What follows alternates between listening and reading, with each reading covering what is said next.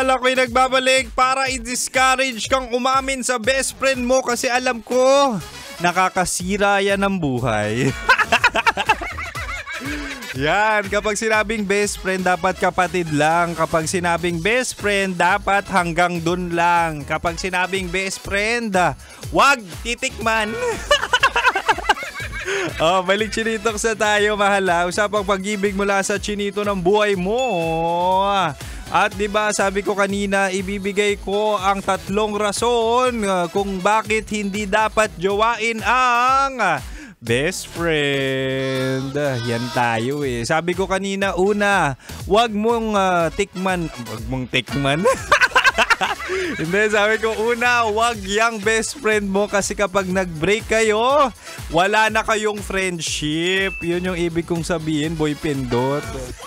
Diba? Kasi kapag umamin ka pa nga lang sa best friend mo ay talaga nga namang awkward. So what if mag-break kayo? Paano yun? Meron na kayong tikiman session. So may awkwardness na, imposibleng masalba nyo pa ang friendship nyo kapag puro ka ganyan. Oo, kapag pinatulan mo or talagang pinursu mo yung best friend mo. Ang hilig nyo sa ganyan. Kaya kaming mga tamang tao at talaga nga naman totoo magmahal, takot kapag kabanding nyo ang best friend nyo. Imaginein mo may jowa ka tapos sasabihin mo, ay kasama ko yung best friend ko, tapos meron pala kayo nakaraan. Wow! Diba? O ito na, pangalawa naman, wag yung best friend mo kasi alam niya lahat ng kalat mo. Tama, mali. Diba? Ayan yung kaya kanyang gawa ng PowerPoint presentation, lahat ng kapintasan mo, lahat ng pagkakamali mo, lahat ng kabastusan mo sa buhay, kaya niyang ilabas. 'Di ba? Kasi best friends kayo eh, partners in crime. So ibig sabihin na lahat ng pwede mong ikasira, pwede niyang ipakita sa buong mundo.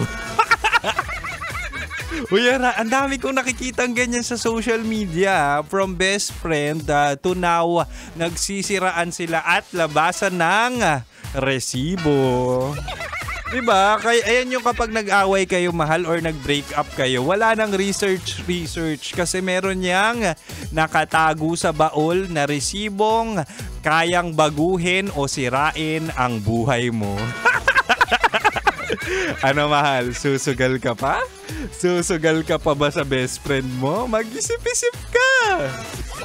Diba? Not unless meron kayong good breakup. Yan, personally, kapag sinabing good breakup, yan yung talagang walang bitterness, walang masamang or mabahong tinapay sa isa't isa, which is impossible.